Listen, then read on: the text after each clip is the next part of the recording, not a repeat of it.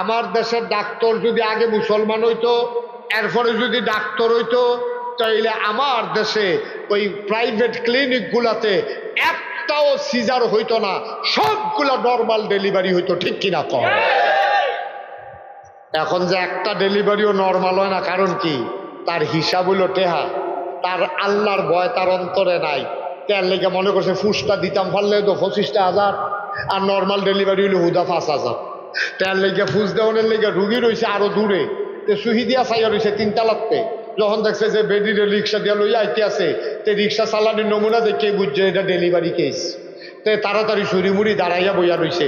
ডুহানের আগে তে ফুস দিয়া ফেট কেটা লাইছে 25,000 টাকা বিল, অথচ 1 মিনিট দেরি করলে নর্মাল ডেলিভারি হয়। ঠিক কিনা তো?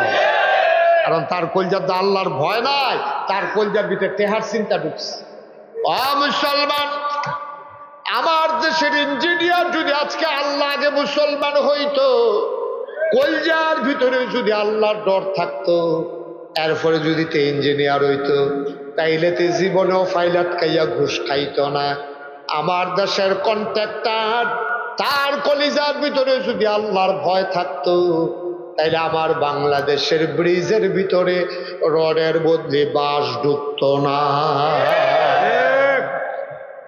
সব জায়গায় আল্লাহর ভয়ের বড় অভাব।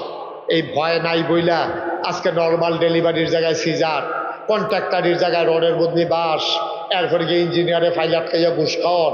শুধু একটাই কারণ, সে চিন্তা করে কোনো মতে ফাইলটা যদি ফাঁস করাই লাইতাম পারি, কি এর বাঁশ, কি এর বালু, কি এর সিমেন্ট, কোনো মতে টেহারা লই আইতাম, বলে আমি বাচ্চা গেলাম। কেউ যদি চিন্তা করতো আমি রাইটার আন্দাইলেও যদি রডের বদলে বাঁশ দেই, কেউ দেখে না, একজন দেখে, তিনি কে? কথা না, তিনি কে? তাহলে আমার বাংলা শুধু কাগজে পত্রে না, প্রকৃত অর্থে আমার বাংলা সোনার বাংলা হইতো। ঠিক কিনা বলেন? মুসলমান, লম্বা সময় কথা বলা যাবে না, পরিবেশ মনে হয় আমাদেরকে সাপোর্ট করবে না। মূল কথা, আমরা শেষের দিকে চলে যাই। ভারতীয় উপমহাদেশের একজন সম্রাট, ওনার নাম হইল বাদশাহ শাহজাহান, ওনার ছেলের নাম হইল আওরঙ্গজেব, যাকে বলা হইতো বাদশাহ ফকিরি বাদশাহ, দরবেশ বাদশাহ। বাদশাহ আলমগীর যার নাম, তিনি কুরআন শরীফ লিখি টুপি সেলাই করে তার জীবন চালাইতেন। রাষ্ট্রীয় কোষাগার থেকে কোনো টাকা পয়সা নিতেন না। একদিন উনি আওরঙ্গজেব ওনার ফুতের লইয়া বাপের কাছে গেছে, দাদার কাছে গেছে, গিয়া কয়, আব্বা এটা আপনার নাতিয়ে। কয় চিনছি, কি হইছে? আপনার নাতিয়ে আল্লাহ করলে কোরআনের হাফেজ হইছে, আপনার নাতি আল্লাহ করলে 30 পারা কোরআন মুখস্থ করছে। যেরকম সুবহানাল্লাহ। বাপে ফুতের নিয়া দাদার লোকে কইয়া দিতে আছে, দোয়া নিতে আছে, আব্বা তার আপনি দোয়া করে দেন, তো আপনার আদরের নাতি তো আল্লাহ করলে 30 পারা কোরআন মুখস্থ করছে।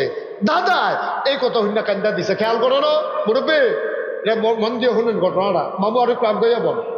এই কথাটা খেয়াল করে শুনে। এখন দাদায় নাতি হাফেজ হইছে, হুন্না কি হাসনের কথা না কান্দনের কথা? হ্যাঁ, হাসনের কথা। এবার কানতে আছে বড় সব করে কান্দা। তো ফুতে ডাক দেখ, আব্বা আমার ছেলে যে হাফেজ হয়েছে, আপনার নাতি, আপনি কি খুশি হয়েছেন না আব্বা? কয় খুশি হয়েছি, কিন্তু একটু হিংসা লাগতেছে। খুশি হয়েছি কিন্তু কি লাগতে আছে? আরে কথা কয় না রে, কি লাগতে আছে? তোমার ফুতে যে হাফেজ হয়েছে আমার নাতি, খুশি হয়েছি কিন্তু হিংসা লাগতে আছে। বাবা কি হিংসা? আল্লাহর নবী বলছেন, যেই লোকের ছেলে হাফেজ হবে, এই লোকের মাথায় হাসরের ময়দানে নাকি নূরের টুপি হবে। তোমার ফুতে হাফেজ হইছে, তোমার দো ফুত, আমার দো নাতিয়া না। বাপের মাথাতে না নূরের টুপি হইব, দাদার মাথার দো নূরের টুপি হইতো না। এর লেগে হিংসা লাগতে আছে। কিয়ামতের ময়দানে তুমি নূরের টুপি মাথায় দিয়া হাঁটবা, আমি তো আমার ফুতের হাফেজ বানাইতাম পারছি না, আমার কপালও তো জীবনেও নূরের টুপি হবে না। বলেন সুবহানাল্লাহ। কথাটার ওজন কুদ্দুরা, কথাটার ওজন কুদ্দুরা। এর লেগে তোমার লেগে হিংসা লাগতে আছে।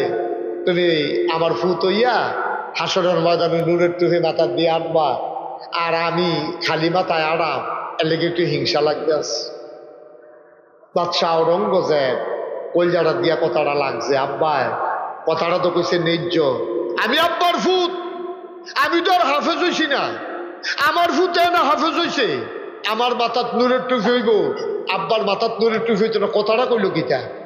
এ আওরঙ্গজেব